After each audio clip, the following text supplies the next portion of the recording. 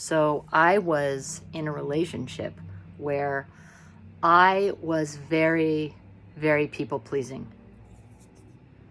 Very people, not like this piece of hair here who doesn't give two shits about anything. I was not like this piece of hair at all.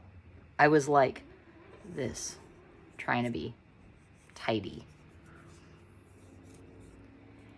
And so I got myself into a lot of trouble being that kind of person with this guy.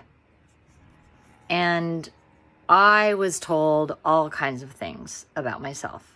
That I was too excitable, that I was too passionate, that I was too... I don't even know where to start. I can't even say the things he said I was. It's too embarrassing. Maybe one day I'll go into it, but I don't feel like it right now. The point I'm trying to make is it sinks in. When people say something, it sinks in. We receive it. We take it full on because we are connected to them. We love them. We've assigned them this role in our life of special person. And so everything they say weighs quadruple. It's like exponentially weighed by this person. Like way more than what this hair has to say. So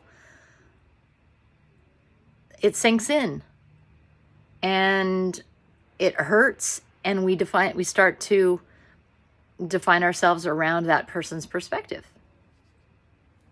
Given enough repetition and given enough fear of leaving that person or something like that.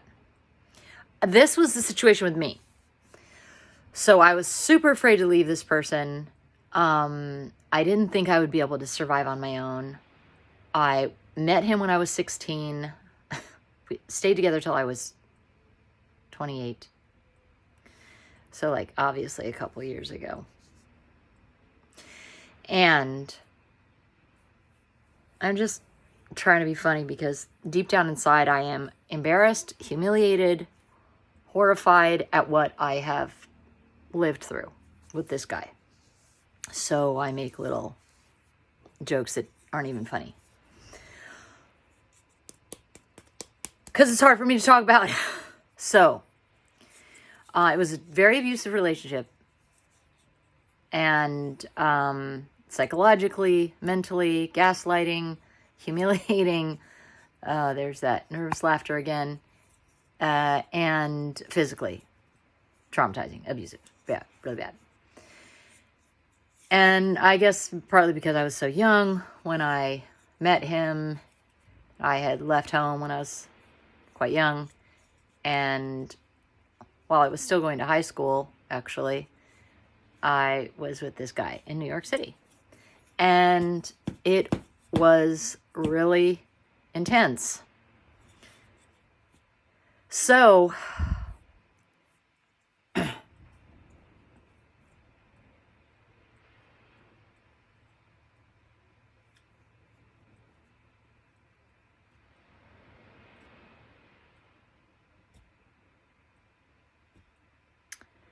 that was a long pause. What I'm trying to say is, when there's values that other people deem as to this or that, we push them down. We push them down like hell. And our little magic wand is suppressed. That thing that we are too much of, which is actually our superpower, becomes suppressed. And we can't really access that superpower very much without feeling guilty or weird. So I guess what I want to say right now is, believe it or not, the first thing to do if you find yourself feeling suppressed in certain ways about yourself that you'd like to uncover, or if you're just in a situation where there's people telling you things about yourself that you don't really believe anymore, you don't want to believe, and it's making you angry, then the very first thing I started to do was to look at what is important to me. And that is twofold, mind-blowing, unicorn rainbow sprinkle poop amazing situation. Because two things happen. One, you realize you connect in with, it's like you give yourself permission to have that desire. You give yourself permission to have that want. You give yourself permission to be that person who is like that. Just by saying, hey, what do I like? I like circuses. I like red and white. I like all things magic. I like street musicians. I like cats. I like all animals. And I know this sounds so fifth grade, you guys. I know. It's painfully fifth grade. The thing is maybe we're stuck in fifth grade, right? Our inner child is like 12. Is that fifth grade? So who cares? Who cares? Who cares? Who cares if it's fifth grade? If it helps, be fifth grade. So I realized, I started making a list for myself, all the little things that I like. These are discoveries you're going to find about yourself, discoveries. So I said there were two things, right? So that's the one thing is you discover you have these things and you're like, hey, I like this. But that's not the thing that's important. That's on the surface. But that's the tool to the real alchemy, which is when you look at how you are, when you have awareness for something that is uniquely you, it unlocks the permission slip to be that way. That isn't a small thing, because the whole reason this thing is down here is because there's no permission to be it. And so we stop paying attention to it and it goes down. It goes down. Whoops. I'm in my shorts. So when we're aware of the things that we enjoy, that we like, that it's part of our, this is what makes us sparkle on the inside, that makes us go,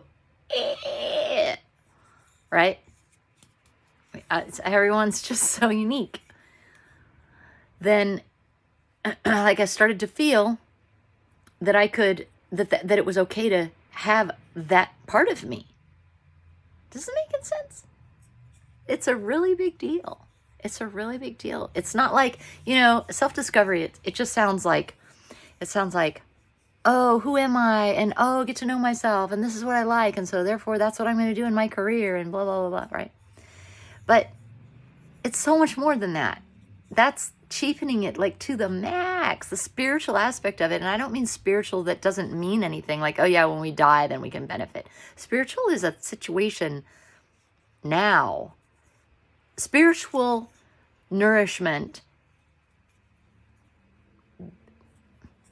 brings you the money. It is the same thing because it nourishes your reference point. It nourishes where you sit inside your skull and heart about yourself and life. Sometimes I just hate listening to myself. Does this make sense? I don't know. I'm trying to make sense. I'm trying to take a complex concept and boil it into a few words, and I think it's sounding like dog boo. Dog boo? I need to just stop right now while I'm not even ahead. Guys, is this making sense? Start tracking what you love and what lights you up. What's just you? Notice a few things, but then don't stop there. Notice what it feels like, what it would be like if that really was okay to be like that. Like, really. Now, you might be saying, Lauren, I don't have anything that I've suppressed. I'm totally on board with all of myself. That's what I have to say to that. Because, really? Because, I'm not. I'm not on board with all of myself. Hell no. I have a lot of stuff down there that is trying to come out.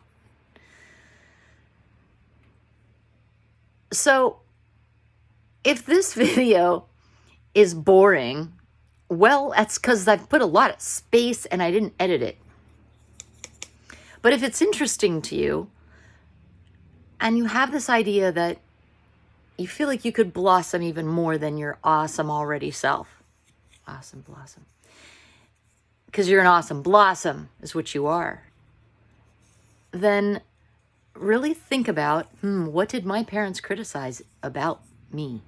What was the biggest criticism they made to me, to my face, or insinuated about you?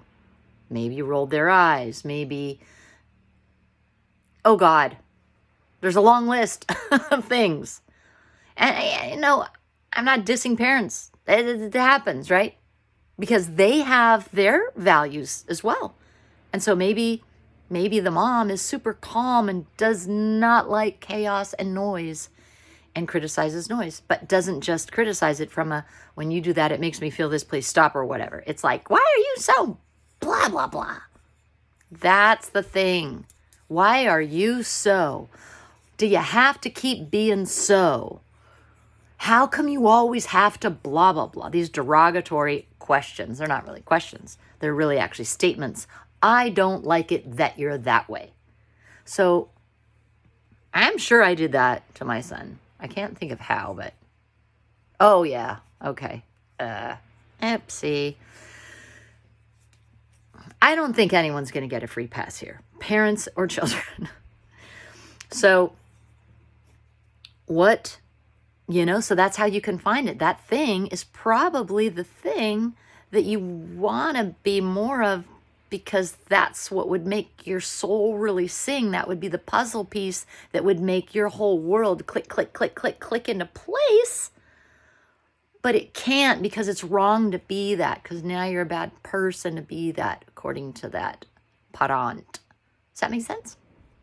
I put on this background, which is actually over there. It's a reflection in my window. I put it on purpose on the TV because I thought it'd be a cool background to have. And the whole video, I'm like this. I think we're just going to leave it, guys. Just as it is. I told you I'd tell you about this stick. This is a stick I found on the beach. But look how cool. Looks like a magic wand, right? Right out of Harry Potter. So, there we go. Be you. Okay, guys, I'll see you in the next one. And do stay fluffy.